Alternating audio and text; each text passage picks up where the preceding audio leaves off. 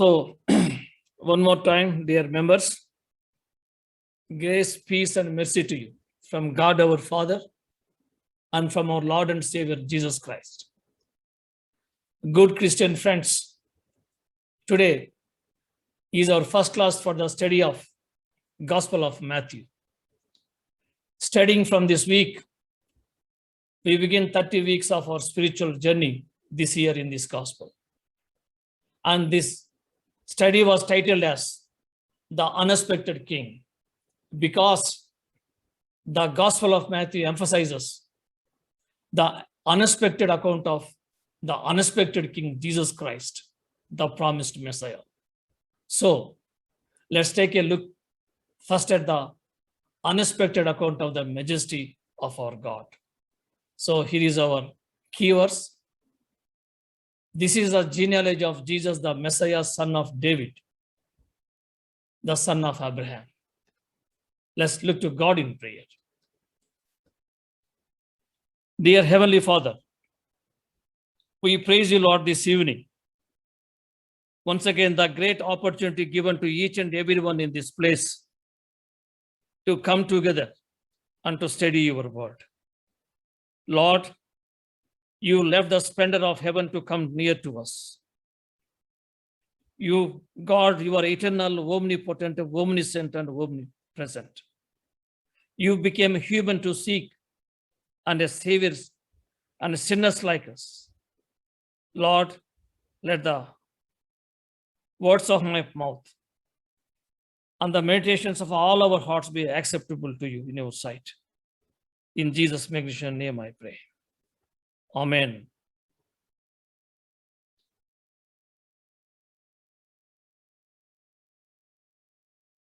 Top 10 best-selling books of all time. Friends, the Bible is the world best-selling book.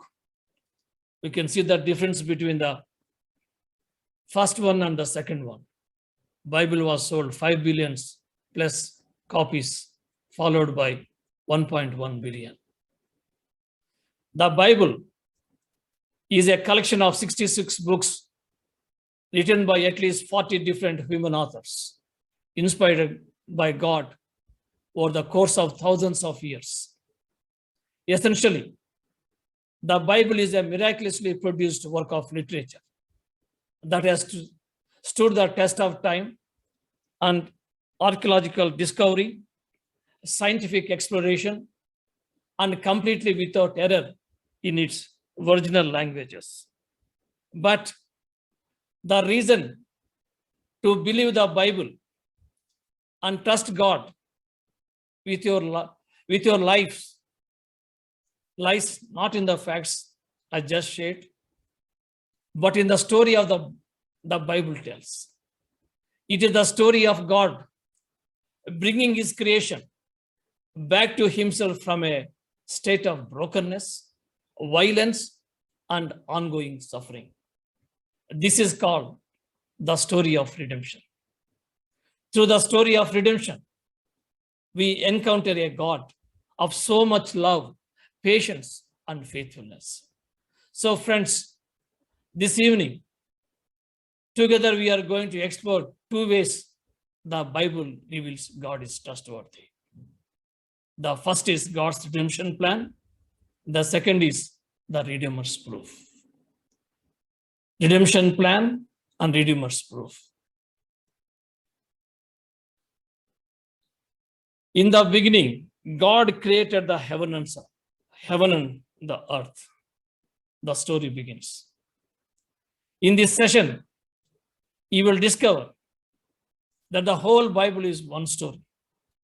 It begins in a garden, ends in a city, and all the way through, it points us to Jesus Christ. So, the Bible begins with God walking onto the stage and introducing himself. In the beginning, God created the heavens and the earth. So the first thing God wants you to know is that he is your creator. And therefore, your owner. You are not your own. Your life is a trust given to you from God. That means you are not worthless. You are not the product of random chance, what the science tells. God chose to bring you into being, and He did it on purpose. And you will discover that purpose as you get to know the God who created you. And God crowned His creation with a breathtaking initiative. God said, "Let us make mankind in our own image." Friends, God made you to reflect something of His own nature and glory, so that as people look at you, they would see some reflection of God Himself. This is what gives unique dignity and value to every human life. Adam enjoyed the life in a garden called Eden. Life in Eden was awesome. Everything Adam needed was provided in the garden. His work was fulfilling. He was protected from danger, and he enjoyed perfect health. It was heaven on earth. The greatest joy of life in Eden was the immediate, visible presence of God. Friends, some may believe that life is richer when God is at a distance. But the mountaintop experience of life in the Garden of Eden teaches us that life is never richer than when God is near. If life was so good in the Garden of Eden, why is it so different today? The answer to that question lies in the first valley of the Bible story. When God put Adam in the Garden of Eden, He said, "You are free to eat from any tree in the garden, but you must not eat from the tree of the knowledge of good and evil, for when you eat of it, you will surely die." When we put Adam, the first man, Jesus, the new Adam, side by side, the whole of Scripture we see that both have a central tree. That these trees at the center of their lives are very important to us. And there are really three trees that we can think of in relation to them and to us through them. For the first two trees of Adam and Christ Jesus, we received fruit. One fruit that turns out to be bad for us as a sour fruit, poisonous to us, horrible for us, and another fruit that turns out to be a sweet and holy, the antidote and a wonderful gift. These two men, Adam and Jesus, also face temptation, one in a blessed garden where it should be easy to resist temptation, and other in a blasted wilderness where it should be hard to resist temptation. And the results and outcome of these temptations are very different from each other and have a profound impacts on our daily lives. So, the first tree, the tree of knowledge and evil. Out of the ground, the Lord God made to spring up every tree that is pleasant to the sight and good for food. The tree of life was in the midst of the garden, and the tree of the knowledge of good and evil. The Lord God took the man and put him in the Garden of Eden to work it and keep it. And the Lord God commanded the man, saying, "You may surely eat of every tree of the garden, but of the tree of the knowledge of good and evil you shall not eat, for in the day you eat of it, you shall surely die." This command was given to Adam before Eve was formed. Truly, it was Adam's command to keep, and then Eve offered him the fruit and he took it. Ultimately, it was his breaking of this command that opened the door to death and brought about what we call virginal sin. It was the origin of sin, the first human sin. God did not set Adam up to fail. God did not just give them one tree and then say, don't eat of it. Friends, like us, Adam had choices.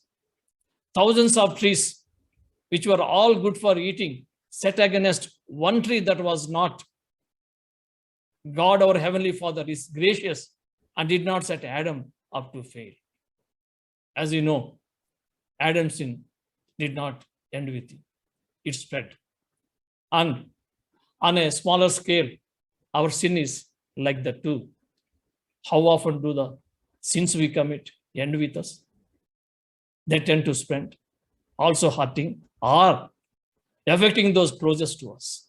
Friends, sin is slippery, unruly, and obstinate. And the second tree, the cross of Christ.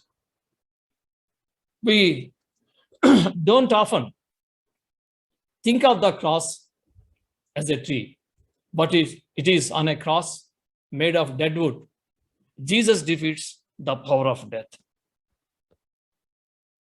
This is not some sort of clever lecture illustration. The apostles and the saints speak frequently of a cross as a tree. You can read them on the screen. We must obey God rather than men. The God of our fathers raised Jesus, whom you killed by hanging him on the tree. Apostles, after Jesus' ascension, after having received the Holy Spirit on the day of the Pentecost, while preaching at the temple in the Jerusalem, before all the senates and council of the Jews, the apostles said to them, whom he killed by hanging him on a tree. And to the Gentiles, Peter says, we are witnesses of that.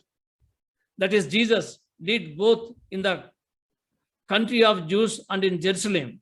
They put him to death by hanging him on a tree. And finally, we find Peter writes, he himself bore our sins in his body on the tree. You see, tree. Is this some sort of coincidence? No. The tree was the cross where Jesus laid down his life to pay sin's death penalty that we deserve. So, a tree was involved in the fall. The tree of the knowledge of good and evil was central to Adam's fall into sin. From its branches grew the fruit, by which all mankind was to be cursed by sin and death to the Adam's transgressions.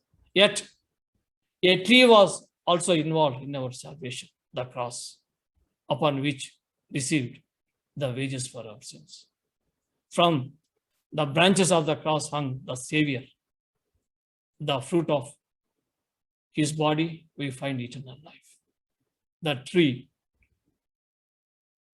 And what we do, what Jesus did there, is the deciding factor in where we will spend our eternity.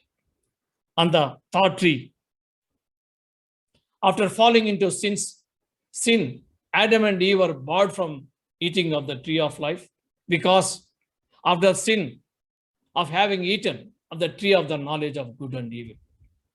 Jesus says in the book of Revelation, blessed are those who wash their robes that they may have the right to the tree of life and may go through the gates into the city. In Adam, we lost our right to the tree of life. We lost our right to enter the city of gate by the gate.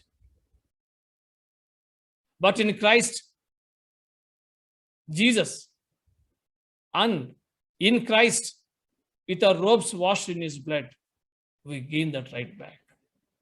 We now can enter by the gates in the city of God and take our place in heaven. In Christ Jesus, we no longer live under the shadow of the tree of the knowledge of good and evil, condemned in Adam's sin. We are instead made one in Christ Jesus, and we stand free, firmly under the shadow of the better tree, that is the cross of our Christ. So here is our first division. Christ not only succeeds in obeying perfectly, but redeems many people to eternity. Christ not only succeeds in obeying perfectly, but redeems many people to eternity.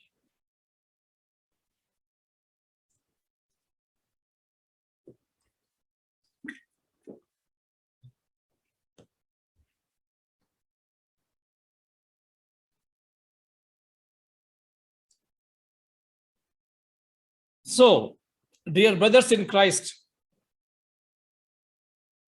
the grace of Christ conquers Adam, trespass, and death, namely the perfection of Christ's obedience. Adam failed in his obedience. Christ succeeded perfectly. Adam was the source of sin and death. Christ was the source of obedience and life. And the great superiority of Christ is that he not only succeeded in obeying perfectly, but does so in such a way that millions of people are counted righteous because of his obedience. Friend, are you only connected to Adam? Are you only a part of the first humanity bound for death? Or are you also connected to Christ and part of the new humanity bound for eternal life? Let's move into our second division. So, in our second division, we look more closely at what Matthew has to say about the Redeemer's proof that God is trustworthy. Ever since Adam and Eve sinned in the Garden of Eden, human beings had been alienated from God, separated from their Creator. Yet, God in His grace set in motion a plan to save them. The prophets of the Old Testament spoke of this plan and predicted the coming of a Savior, the Messiah, who would bring salvation and restoration to the world. The word they often use it to describe the salvation was good news or gospel. Friends, we all love getting good news. That's what the gospel is. It is a good news that brings hope to a world desperate for it. The first 4 books of the New Testaments are the Gospels, boldly proclaiming the good news of the arrival of the promised Redeemer, His kingdom and redemption for all who believe in Him. Yet, while all 4 Gospels tells the same basic story of Jesus, and each Gospel provides 4 portraits of the Redeemer. Mark Gospel presents Jesus as a humble servant. Luke's Gospel presents Jesus as the Son of Man. John's Gospel presents Jesus as the Son of God. And Matthew's Gospel presents Jesus as Messiah, the King. So, before we look more into our division, first let's know something about this author. Matthew, the tax collector. Levi or Matthew has he become known after his conversion was a tax collector. Matthew conversion is recorded in first 3 Gospels, that is in Gospel of Matthew, Mark, and Luke. And it is significant that when Matthew is giving his testimony, he does it in one short verse. As Jesus went on from there, he saw a man named Matthew sitting at the tax collector's booth. Follow me, he told him. And Matthew got up and followed him. What was Matthew's response? It was unreserved and immediate. Perhaps this indicates the modesty of the man who became one of our Lord's most trusted first followers. And notice the picture that was brought before us in the screen. Matthew confessing the master. He had no thought of doing this secretly. He did it so publicly that in no time his action would have been the talk of the town. And there were at least 3 ways in which Matthew confessed his master. After Jesus went out and saw a tax collector by the name of Levi sitting at the tax booth, "Follow me," Jesus said to him, and got up, left everything, and followed him. Then Levi held a great banquet for Jesus at his house. You see the three ways in which Matthew confessed his master: by leaving his sins. When we are told in verse 28 that he left everything, it certainly includes the whole idea of turning away from anything which was shady, underhand, and dishonest gains in his business. Friend, to become a Christian means this: being utterly honest before God and before others. Next, by telling his friends. He did this in a special way. Verse 29 tells us that Matthew made a feast in his house, to which he invited friends to meet the Lord and hear about his conversion. Of course, this resulted in opposition, but Matthew knew he was now on the Lord's side, and the Lord was on his side. And thirdly, by writing his book. Friend, what an achievement it was to write what we now know as the Gospel according to the Matthew. What a book. So look at and imagine Matthew counting his money, Matthew immersed in his job, Matthew who was not liked by the people, Matthew who was wealthy and perhaps lonely, obviously a keen businessman. It is interesting that Jesus chose him. Friends, while others have been preparing for a brilliant professional careers, this was the man Jesus called while he was doing his ordinary job. Friends, often God does the unexpected things, and such are God's sovereign ways. Introduction and outline.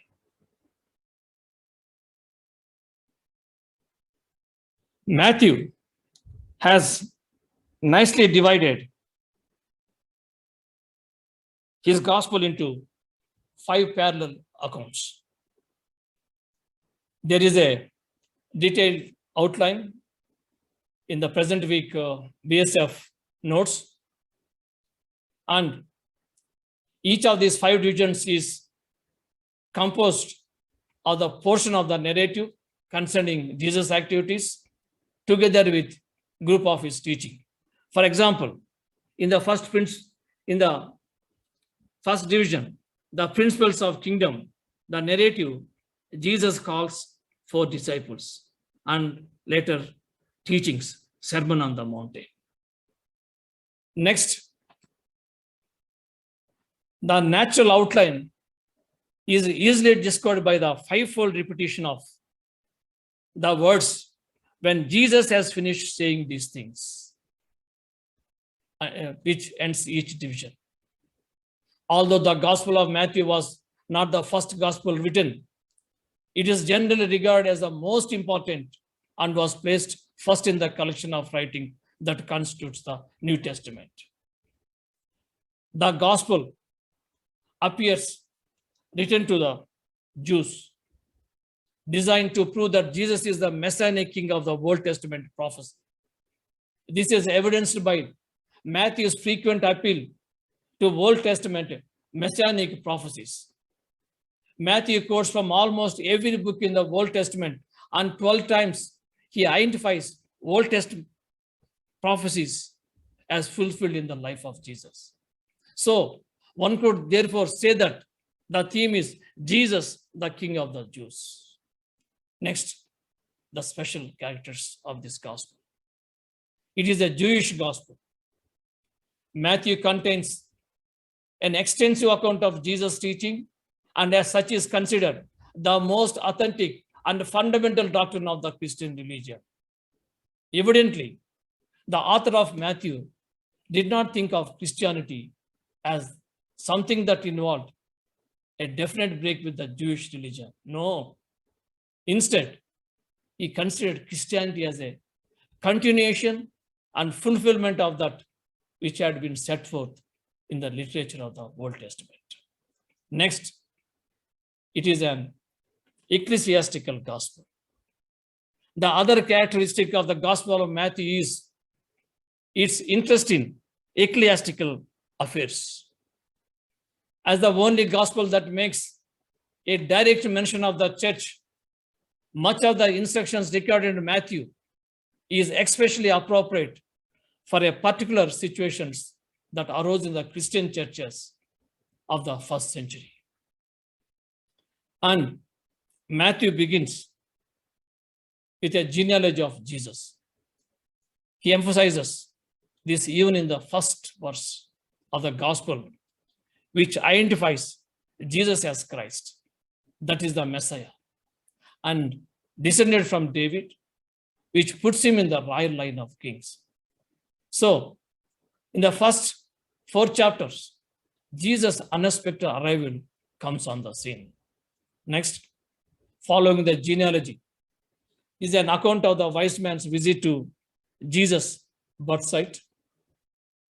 Next, we see Herod's attempt to destroy the newborn child and the flight into Egypt for the child's protection. And after the death of Herod, the family returned and settled in the Galilee town of Nazareth, which, according to Matthew, fulfilled another Old Testament prophecy. Following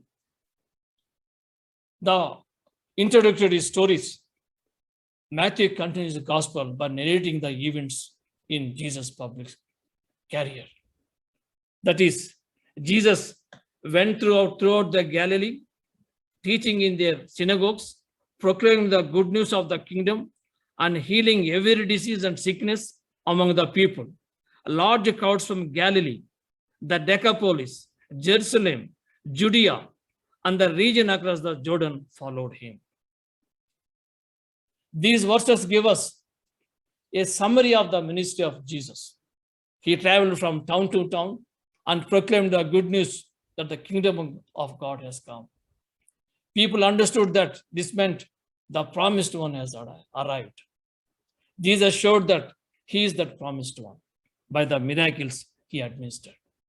There are great stories of dramatic healing and people being delivered from demonic forces. Most of these stories come from places where the gospel is just taking root. Once again, this proves the miracles serve as a sign of the validity of the gospel.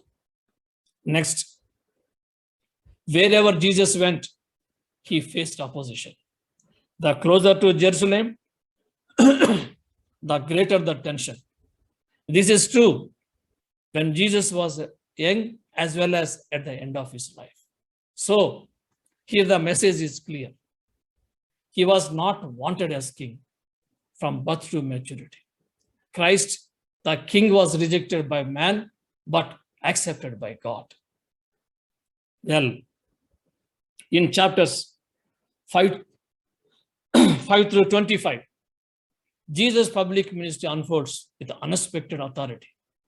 Matthew highlights Jesus as king. The principles of Jesus' kingdom were a shocking contrast to the governing principles of Rome and the religious morality of his day. Next comes the Redeemer's suffering. The third section of Matthew's gospel is chapter 26 and 27, and it records the Redeemer's suffering. Even though the Old Testament foretold the Redeemer's suffering, the people of Jesus' day forgot what the prophets foretold already. So, Matthew reminds them in these 2 chapters. Matthew's gospel closes with accounts of Jesus' resurrection and his appearance to the disciples. In the final chapter of his book, Jesus, as we have seen, allowed himself to be called, and God showed him his great mercy for humanity by accepting Jesus' sacrifice for all sin, for all people, for all time. Matthew highlights Jesus' unexpected victory over death forever. The disciples met with Jesus in Galilee, as they had been directed to do. And there Jesus instructed them. Therefore, go and make disciples of all nations, teaching them to obey everything I have commanded you. And surely I am with you always, even in the end of the age. Finally, following Jesus involves perseverance. Friend, following Jesus is not only a door to be entered, but a path to be followed. Remember. And the true disciples proves the reality of his discipleship by following that path to the end. Matthew audience was looking for a superstar resume to validate their Savior. And instead, God proved he could be trusted even when no one was watching, cheering, or celebrating his Redeemer. And that brings to our second principle, or a truth that we can live by. God wanted the world to know that Jesus is our only Redeemer. God wanted the world to know that Jesus is our only Redeemer.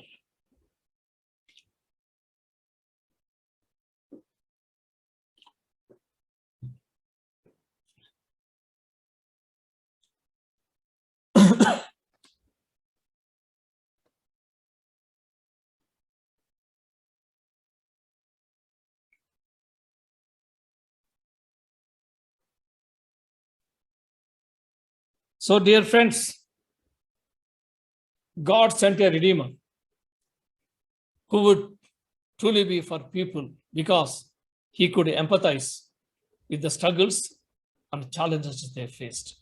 Friend, is it possible that you too struggle to trust God because you expect him to arrive on your screen in the flourish of trumpets and lightning bolts to overthrow your circumstances?